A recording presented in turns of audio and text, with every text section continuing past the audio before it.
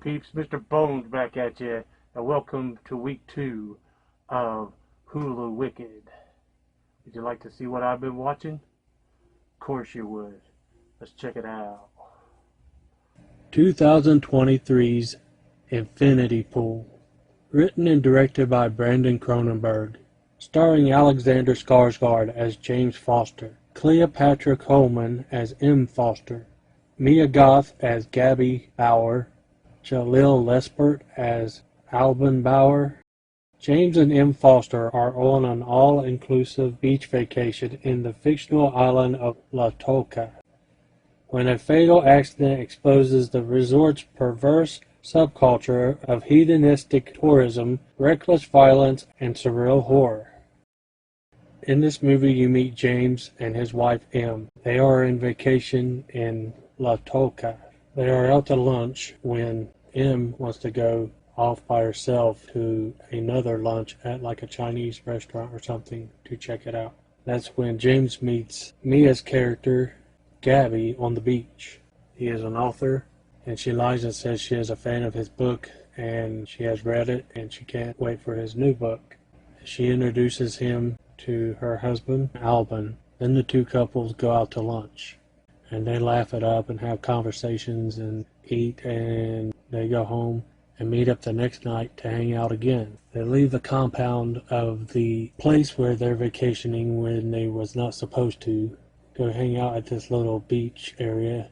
Then there's an awkward scene where James gets up to go take a piss, and Gabby shows up out of nowhere, reaches around and starts yanking on his private parts until he drops a load in the bushes, and then just casually walks away. Then they all get plastered, and it's time to leave, and he volunteers to drive because they're all drunk, and he claims he's fine to drive. He accidentally hits someone. He's freaking out. Gabby tells him, "You can't tell anyone. They're very strict and crazy on this island." So then they all just leave the guy there to die and go home. The next morning, James is woke up by officers that says, "You need to come with us." Then he has a meeting with this official that says the penalty for killing one of ours is you can either die or we have an option here.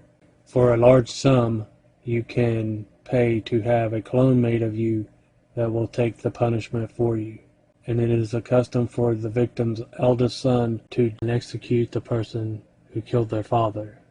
James is freaking out, but in the end he decides to do the clone thing. So then the victim's eldest son, which is still young, who looks like they're like 12, comes in with like a hunter's knife and brutally stabs the clone in the gut like 15 times and uses him as a pincushion, while James and M sit over to the side and he sits and watch. Then they give him a souvenir of the, I guess, cremated clone. Then they rush back to the hotel.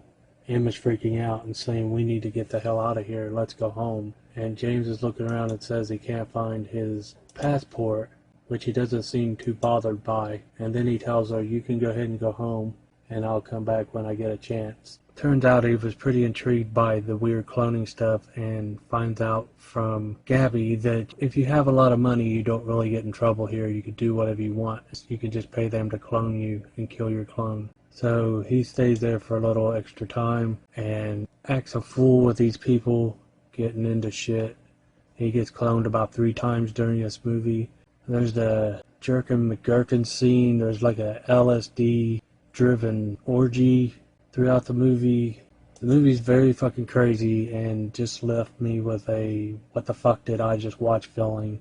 And so I can promise that I won't be rushing back to watch this one, but if any of it intrigues anyone watching this, by all means check it out yourself. 2023's Appendage. Directed and written by Anna Lakovic, starring Hadley Robinson as Hannah, Kasau Muhammad as Esther, Brandon Michael Smith as Kaylin, and Emily Hampshire as Claudia. A young fashion designer's life spirals as her darkest inner thoughts manifest into something gruesome that won't stop growing. The movie comes on and you meet Hannah waking up in the morning with her boyfriend, and she goes to take a shower and they show her birthmark. She has a huge one on her hip and it seems to be changing shape and stuff and causing her pain. And you meet her best friend Esther. They work at a designer studio type place, don't know what you call it. And well, basically, eventually this creature starts developing, coming out the side of her hip, jumps out and crawls under her desk, and she ties it up in the basement, and eventually does some Googling and finds a support group for other people with this condition, led by this guy here, who explains to her that what she has is called an appendage, and everybody in this support group has one, and it is a part of you from when you are in the womb that separates, but it has returned. And the appendage feeds off from your inner thoughts and just says some nasty things to you. You're ugly, your boyfriend would never truly love you, he wants to be with your best friend, and this and that, and they each tie their appendage up somewhere and keep them sedated to keep them at bay, which also makes them a bit foggy because they're part of them. But the twist here is everybody in this group are actually appendages. They have already taken over their host and taken over their life. So, yeah. This one here, Claudia, asks her if she wants to go out and get coffee, and she says yeah, because, she's happy to make a new friend that's also going through the same stuff she is, that can help her get through it and understand what's going on. So they go get coffee, and they meet up a few times, they become friends, and it's just so she can get in close to her to eventually help her appendage switch places with her. And yeah, pretty crazy little movie, cool movie. That's all I'll say. Do not spoil too much and let you check it out for yourself. This movie reminds me of a mix of Invasion of the Body Snatchers with Basket Case and Bad Milo. Lots of fun, highly recommended. 2019's Burn, directed and written by Mike Gunn, starring Josh Hutcherson as Billy, Suki Waterhouse as Sheila, Tilda Cobham Hervey as Melinda, and Harry Shum Jr. as Officer Lou. When a gas station is held up at gunpoint by a desperate man in need of cash, a lonely and unstable gas station attendant, tired of being overshadowed by her more outgoing co-worker, finds a way to make a connection with the robber. The movie comes on and you meet Sheila and Melinda, who work at this gas station. They're not the best of friends. They poke jabs at each other. Well, more so, Sheila pokes jabs at Melinda. Melinda is very unstable, always doing weird things, or always on the brink of crying. Sheila catches her taking snapshots of the police officer that stops in and makes fun of her. And yeah, Josh Hutcherson comes in playing a completely different character than I'm used to seeing him play. He's usually always playing nice guys in every movie I've ever seen him in. In this, he's trying out the asshole role. He came in to rob the place. He's casing the joint out, pretending to look at condoms and stuff. And when there's no customers in there, he pulls out a gun and asks for the money. Sheila lies and says we don't have the key to the safe. But Melinda's stupid and just says, oh, I can get into it. I'll go get it for you. So he has the money and is about to leave the store, and then Sheila thinks she should run her mouth a little bit and start calling him a bitch and an asshole, and you're just a bully picking on two women. And so he can't help himself but to come back in and drag her over the top of the counter and says, oh, you think I'm a pussy, right? I was just trying to be nice. Has a gun to her, drags her to the back. All you can hear is screaming and sounds. I guess he's beating on her. Melinda comes in the back and thinks she's helping and slams him in the face with a fire extinguisher and makes his gun go off and kills Sheila, blows her brains out. Meanwhile, he is knocked out though, so that's when she gets him tied up to a chair, talking to him like nothing's wrong, and was saying, you should have let me go with you. She wanted to get him the money and go with him, not knowing who he is, where he's going, what he's doing. He's like, that's crazy, I don't even know you. And they go back and forwards. Then it takes a weird turn where she was supposed to have given him a pain pill for his head, where he hit his head when he fell. Well, I don't know what she gave him, but she drugged him. Then she just all of a sudden looks down at his package and starts unbuckling his pants. And they don't show down there, but she tries to sit on it. She just tried to take it. Like in Friday After Next when Money Mike says, you was just going to take it, wasn't you? At one point, she asked the officer to take her for a ride, and he said, I can't, I'll get in trouble. She said, well, what if I get arrested? Then can you take me for a ride? She tries to help herself to Josh's nether regions. She's just very weird. She's not as crazy as her, but her character sort of reminds me of May from the movie May, Angela Bettis. Let's just say this movie ends in a bang. I won't explain everything. I won't run it so you can check it out yourself. This was an interesting watch. I'd say give it a go. 2019's Villains. Directed and written by Dan Burke and Robert T. Olson. Starring Bill Skarsgård as Mickey, Micah Monroe as Jules, Jeffrey Donovan as George, and Kira Cedric as Gloria. After a pair of amateur criminals break into a suburban home, they stumble upon a dark secret that two sadistic homeowners will do anything to keep from getting out. When this movie comes on, you meet Mickey and Jules, who remind me of a young Mickey and Mallory from Natural Born Killers. They are going from gas station to gas station, robbing them, trying to make enough gas money to make it to California. They break down alongside a country road, and they're tripping out about it until Jules realizes there's a mailbox on the side of the road, which means there's a house off the road deep up in the woods. So they get excited and they're like, let's go see what we can find there. Gas or a car to steal or whatever. And they get there, they break in, they're looking around for valuables, and they find a little girl chained up in the basement. And then George and Gloria come home and find them in their house. They've got the upper hand at first. They have a gun. So they all sit down and have a conversation about what's going on. Why is there a little girl locked in the basement? And George asks, why are you in our house? And they decide, we're going to take that little girl and we're going to leave. They all go down there, and the little girl bites Mickey on the arm, which gives George the upper hand and gets the gun and keeps them captive and ties them to the basement with the little girl. He later tells them that his wife is a Looney Tune. She can't have kids, so she had him kidnap a baby. But once the little girl got older, she lost interest because she only wanted it as a little baby. So she told him to get rid of it, but he said he didn't have the heart to, kill her, so he keeps her in the basement. And the Looney Tune Gloria carries a baby doll all the time. Gloria decides she would like to have sex with Mickey, and the husband's all for it. I guess the husband's sailors don't swim anymore, or whatever. She dolls herself all up and she tries to come on to him, and he humors her at first, and he kisses her back and he says, I need my hands so I can touch you. And then he grabs her by the hair and slings her across the room and tries to take off running out the house, but the husband shoots him in the leg. There's a lot of back and forwards trying to get free and trying to get away from these crazy ass people. At one point they decide they're tired of playing with them, and they find these drugs in the young people's bags and put it in their food and drug them with enough drugs to knock out a rhino trying to kill them.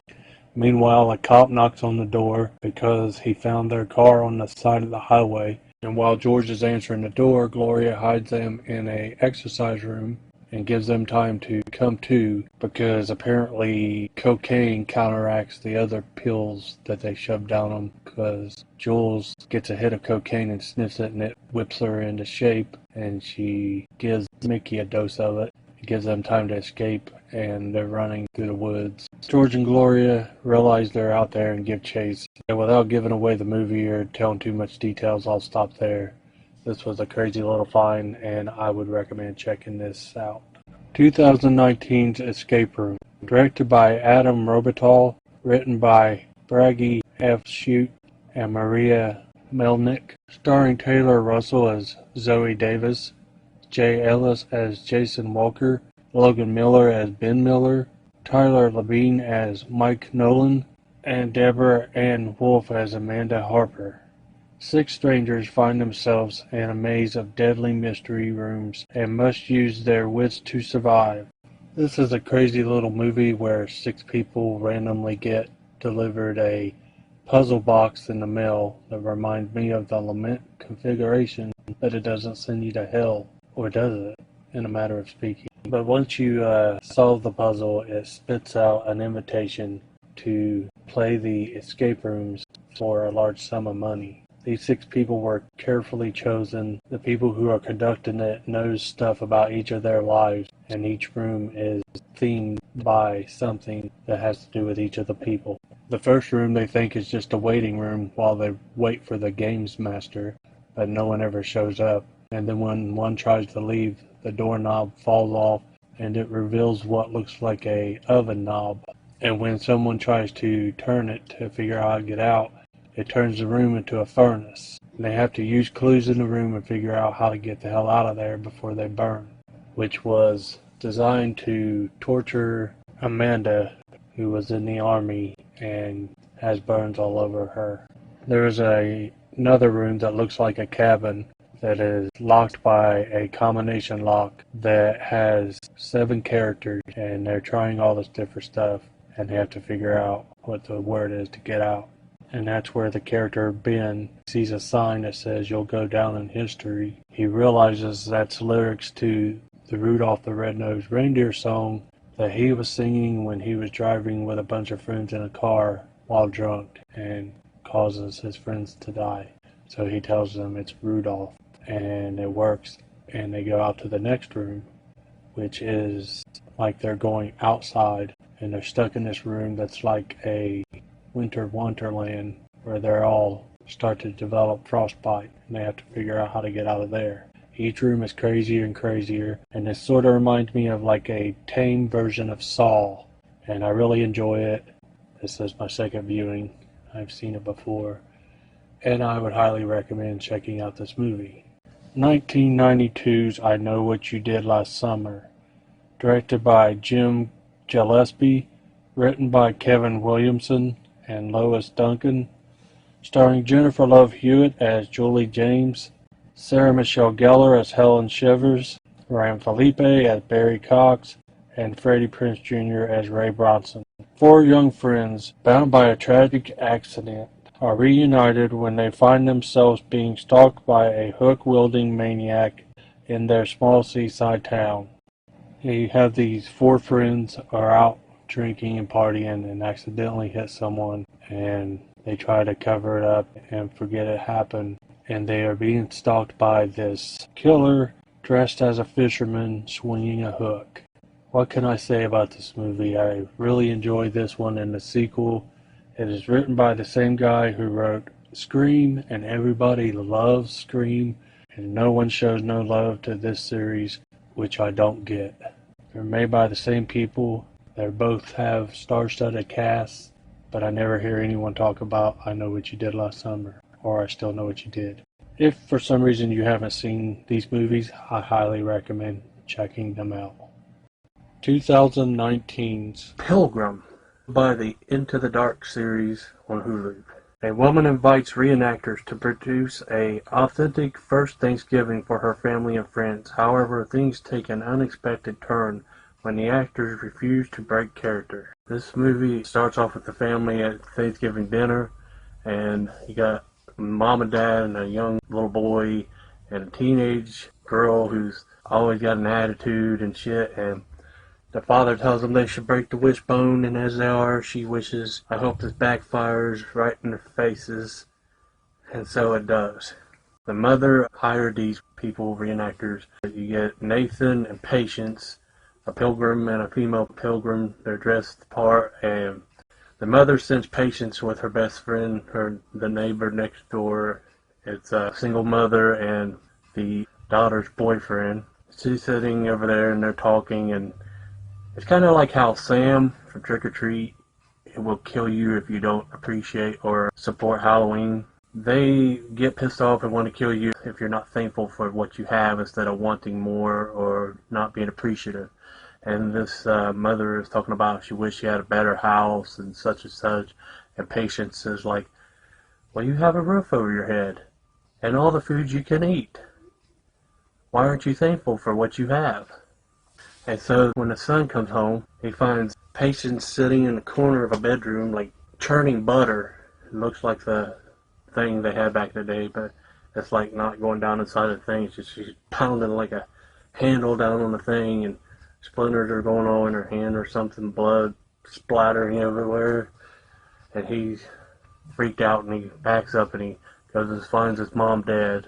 Meanwhile, at the main house, you have Nathan, who's a fucking weirdo, talking like a pilgrim and trying to teach the youngest boy about being thankful for what you have. Instead of asking for an extra piece of candy, just be happy for the one piece of candy that you do have. And he's fucking raising a barn or a building up in their backyard, turning their backyard into like the surroundings of a pilgrim's home that you would have back in the day. And slowly other pilgrims start showing up, and eventually they just flip their crazy switch and start trying to kill the family, and it's a big battle of good versus evil. And this movie's fucking nuts.